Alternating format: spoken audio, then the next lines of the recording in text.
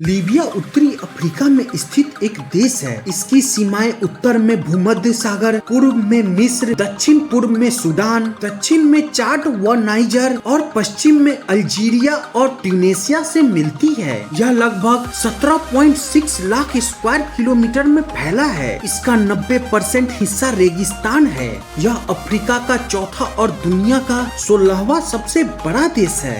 यहाँ की आबादी 73.1 लाख है। एक समय लीबिया के लोगों की जिंदगी आज की जिंदगी से बिल्कुल ही अलग थी। उनको बिजली बिल नहीं देना होता था, ये बिल्कुल फ्री था।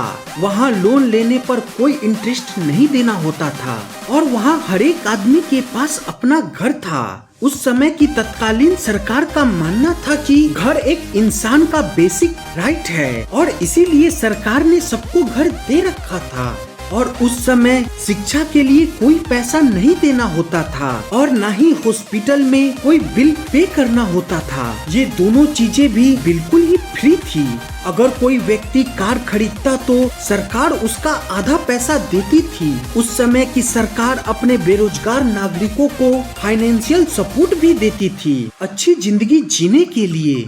और नए नवेले जोड़े को $50,000 के साथ एक घर गिफ्ट किया जाता था। पेट्रोल वहाँ पर बहुत सस्ता था, लगभग फ्री ही था और हर एक नए माँ को $3,000 दिया जाता था उसके बच्चे के परवरिश के लिए। एक बार लीबिया के भूवैज्ञानिक लीबिया में तेल ढूंढ रहे थे। उनको कुछ अलग ही मिला। ये कोई कॉमन चीज नहीं था, ये एक नायाब चीज था। ये था पानी, पीने वाला पानी, वो भी बीच रेगिस्तान में जमीन के नीचे। लेकिन ये पानी वीरान जगह पर मिली थी। वहाँ से लीबिया की इंसानी बस्ती बहुत दूर थी और उस समय के सरकार ने एक यूनिक प्लान बनाया। उन्होंने इस पानी को लीबिया के शहरों तक लेकर आने का प्लान बनाया जिससे लोग इसका इस्तेमाल पीने और खेती में कर सके।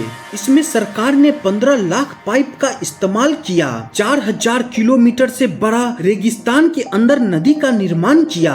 यहाँ जमीन में इतना पानी है कि लीबिया के लोग 1500 सालों से ज्यादा तक इस पानी का इस्तेमाल कर सकते हैं। उस समय के सरकार ने हजारों तालाब बनवाए, हजारों नहरें बनवाई जिससे यहाँ खेती तेजी से बढ़ने लगी। यहाँ का अनाज यूरोप में महंगे दामों पर बिकने लगा। लीबिया में फैक्ट्रियाँ लगने लगी, लोगों को काम मिलने लगा। विदेशी कंपनी लीबिया आने लगी जिससे लीबिया विकसित होने लगा। और ये सब एक आदमी के कारण हो रहा था जिसने लोगों की जिंदगी को सुधार दिया, लोगों को जीने की एक नई उम्मीद दी। लेकिन लोगों ने इसको तानाशाह बोलकर सत्ता से हटा दिया और अपने सबसे बड़े नेता को मार दिया।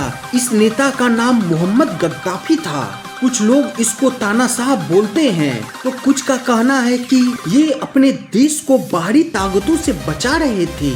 कुछ लोगों का कहना है कि बाहरी ताकतों ने लीबिया का ये हाल किया है। यहाँ के शहर खंडर बन गए हैं। 4000 किलोमीटर लंबी नदियाँ सूखी पड़ी है और यहाँ लोग पानी के वजह से मर रहे हैं। यही होता है जब लोग अपनों पर भरोसा नहीं करते हैं और दूसरों पर भरोसा करने लगते हैं। और आप इसके बारे में क्या सोचते हैं मुझे कमेंट बॉक्स में बताइए। थैंक यू दोस्तों, please like share and subscribe.